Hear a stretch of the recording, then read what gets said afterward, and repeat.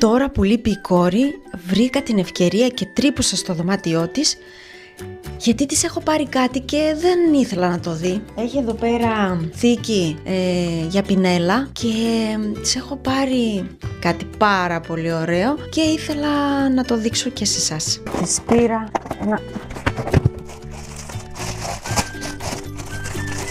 πήρα αυτή τη θήκη που είναι για πινέλα, για μάσκαρες, μπορείς να αποθηκεύσεις ό,τι θες. Είναι με ποδαράκια, το οποίο γυρνάει και βρίσκεις κατευθείαν ό,τι θέλεις. Το βρίσκω πάρα πολύ ωραίο και σαν ιδέα και σαν αντικείμενο. Μιλάμε τώρα που τα έβαλα όλα μαζί.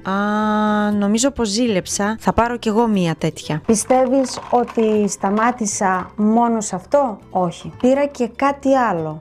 Σαν ιδέα, όταν το είδα, λέω εδώ είμαστε, αυτό θα πάρω να δοκιμάσω.